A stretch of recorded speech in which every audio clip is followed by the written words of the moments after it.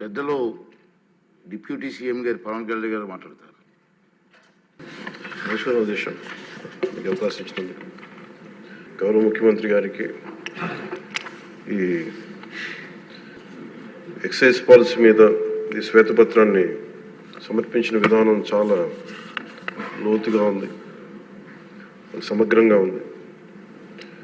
Excise పాలసీకి సంబంధించి గత 5 సంవత్సరాల్లో ఎలాంటి సమస్యలు ఉన్నాయి, ప్రజలు ఎలాంటి బాధలు పడ్డారు, ముఖ్యంగా ఇలా కల్తీ సారా తాగి, ఇలాంటి ఇలిసిట్ లిక్కర్ తాగి, వారి ప్రైవేట్ బ్రాండ్స్ తాగి ప్రజలు ఏ స్థాయికి వెళ్ళిపోయారు అనేది ప్రత్యక్షంగా నేను కూడా చాలా నా దగ్గరికి వచ్చి చాలా సమస్యలు చెప్పుకున్నారు ప్రజలు. ముఖ్యంగా గుంటూరు నుంచి ఒక బాధితురాలు వచ్చి భర్తను తీసుకొచ్చింది.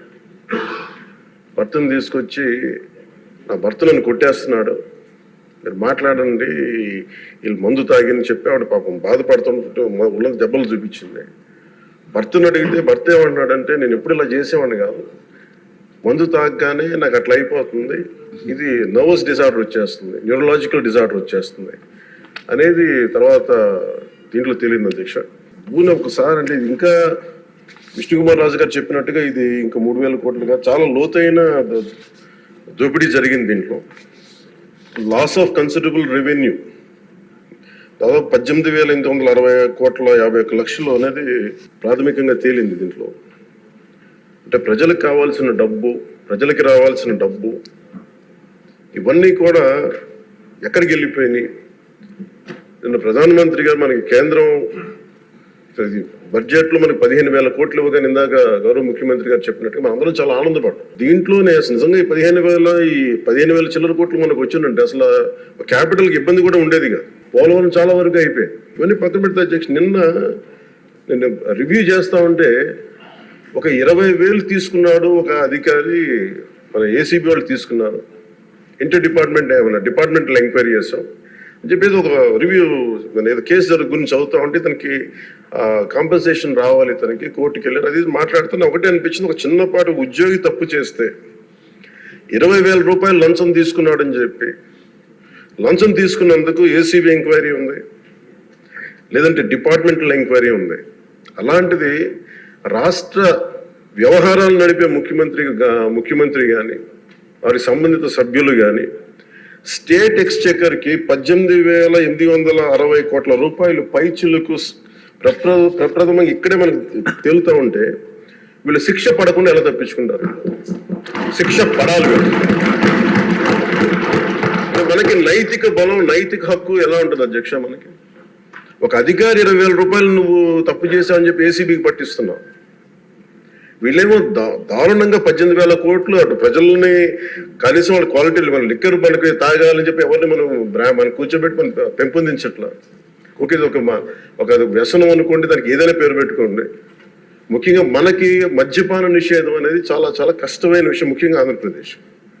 ఒకవైపు యానాం, ఇంకోవైపు మనకి మధ్యప్రదేశ్, ఇంకోవైపు చూస్తే మనకి తెలంగాణ, ఒరిస్సా, తమిళనాడు, కర్ణాటక, ఇన్ని బార్డర్స్ని షేర్ చేసుకొని మద్యపాన నిషేధం అనేది ఇప్పుడు చాలా కష్టసాధ్యమైన విషయం. గతంలో కూడా చేశారు, సాధించలేకపోయాం. ఇప్పుడు రెగ్యులేట్ చేయాల్సిన అవసరం ఉంది. ఇందాక గౌరవ సభ్యులు బుచ్చయ్య చౌదరి గారు చెప్పినట్టుగా ఒకటి స్టేట్ ఎక్స్చెకర్కి లాస్ జరిగింది, ప్రజలకి ఆరోగ్యానికి హాని జరిగింది. దాంతోపాటు అసలు ఈ వ్యసనాన్ని తగ్గించే పరిధిలో కూడా కొంత ఉన్నారు, కొంత బడ్జెట్ కేటాయించాలి. ముఖ్యంగా డీ అడిక్షన్ సెంటర్స్ కానీ వీటితో పాటు కేటాయించాలి. అది కూడా సూచన బుచ్చి చౌదరి గారు చెప్పిన సూచన కూడా మనం పరిగణలో తీసుకోవాలి అధ్యక్ష. ఎందుకంటే రేపొద్దు దీంట్లో మనమే కనుక 18,000 కోట్లు ప్రస్తుతానికి వస్తే దాంట్లో కనీసం ఒక సర్టెన్ శాతం, ఒక 10% అంటాం, ఎంత పర్సెంటేజ్ పెద్దలందరూ కూర్చొని, విఘ్నులందరూ కూర్చొని దాంట్లో కొంత డీ అడిక్షన్కి దాన్ని ఖర్చు పెట్టాలి అధ్యక్ష.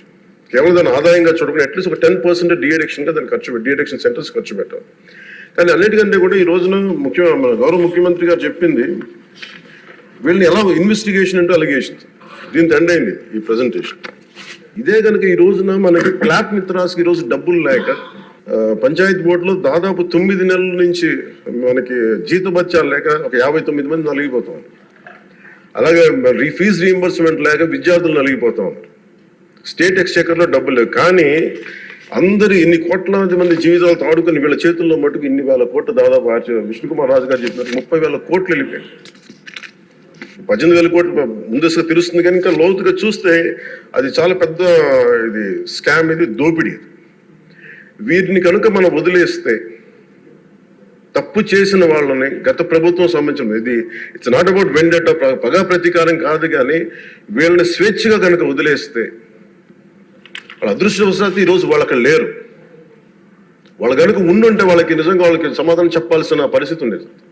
తప్పించుకొని పారిపోయారు వాళ్ళు ఈరోజు, తప్పించుకొని పారిపోయారు వాళ్ళు. We have to make them accountable అధ్యక్ష. వాళ్ళు we have to bring them into accountability. They have to be penalised.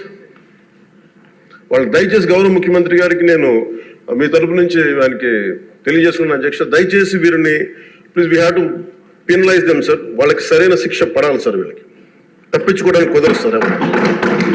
ఏదంటే రేపు పొద్దున ఒక ట్రాఫిక్ కానిస్టేబుల్కి బలం ఇవ్వాలి అంటే ఆపగలమంటే వాళ్ళు ఏమంటారు సార్ లోపల? నేను చిన్నపాటి కానిస్టేబుల్ అయితే నాకేమనిపిస్తుంది, మీరు పెద్దోళ్ళు అయితే వదిలేస్తారు, మమ్మల్ని అయితే పట్టుకుంటారంటారు సార్. మనకు రూలింగ్కి, గవర్నెన్స్కి, అడ్మినిస్ట్రేషన్కి నైతిక బలం పోతుంది అధ్యక్ష.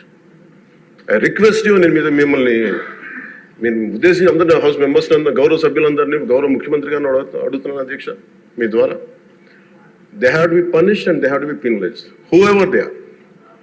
ఇది వెండేట పగ ప్రతీకారాలతో కాదు, కానీ we promised that we will bring back accountability. We promised we were going to give a clean and clear governance. We have to live up to it. Thank you.